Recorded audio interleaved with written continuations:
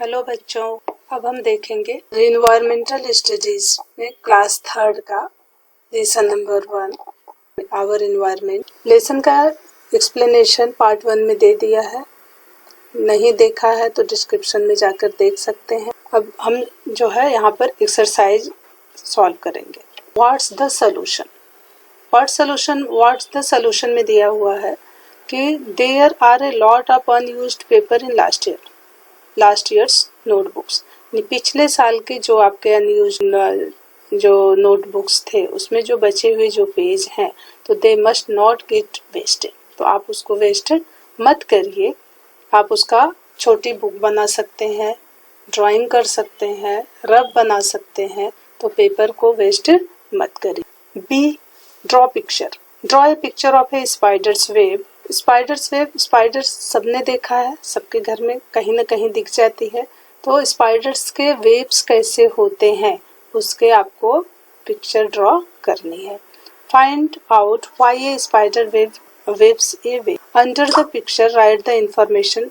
आप उस पिक्चर के नीचे उसके बारे में यानी स्पाइडर्स के बारे में आप उसकी इंफॉर्मेशन यानी उसके बारे में जो भी जानकारी आपको है वो आप लिख सकते। See, think and tell. Think and tell में फर्स्ट है what are the uses of cotton, यानी कि हमें कॉटन का यूज यानी रुई का यूज कहाँ पर किया जाता है।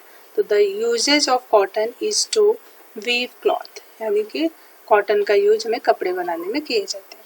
Second, what are the chappal made from, यानी चप्पल किससे बनता है, रबर से।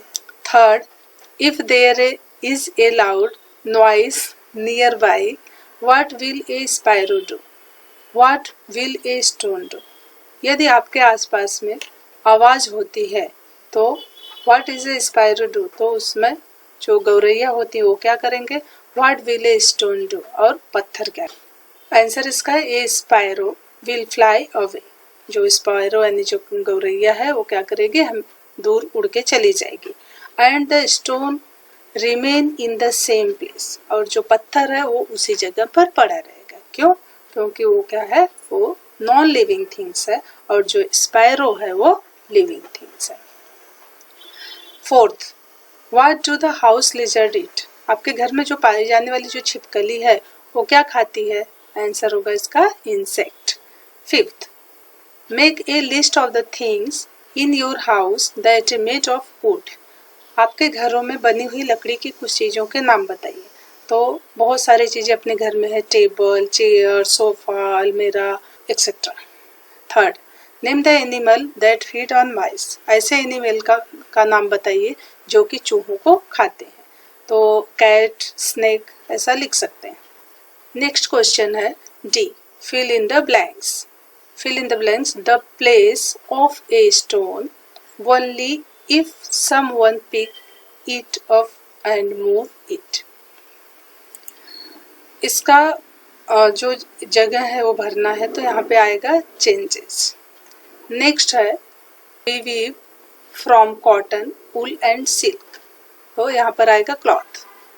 Third, leaves, trees, they to root and get mixed with the soil, fall and of.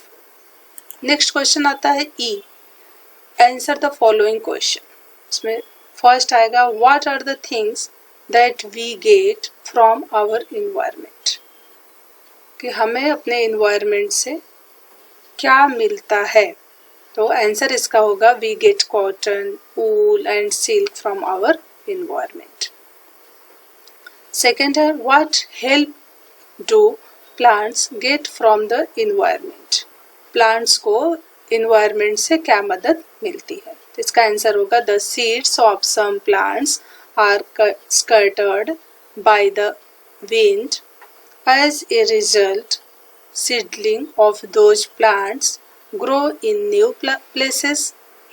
Thus, plants too get help from their environment. Next question है third, what the make the soil in the forest fertile, यानी कि जो जंगल की मिट्टी होती है वो कैसे उपजाऊ होती है। तो उसका आंसर होगा remain of dead animal decay, यानी कि जो मरे हुए जो जानवर होते हैं they mix with the soil, वो मिट्टी में मिलते हैं। लीफ फॉल ऑफ ट्री यानी पत्तियां जो जमीन पे गिरती हैं, they too rot and get mixed in the soil, और वो मिट्टी में मिल जाती हैं। This make the soil fertile, इससे उनको उर्वरक हो जाती है। नेक्स्ट है true and false. The seed, first है the seed of some plants and scattered by the wind, ये ट्रू है। Plants are non living things, ये फॉल्स है। थर्ड है स्पाइरो grow by eating insect and food grain, यानी कि जो गौरैया होती हैं वो कीड़े मकोड़े और अनाज खाकर बड़ी होती है, तो ट्रू है। तो बच्चों, फर्स्ट लेसन आवर इन्वायरमेंट का एक्सरसाइज कंप्लीट हुआ। ये पूरा एक बार और दिखा देती हूँ। अगले लेसन में फिर मिलते हैं।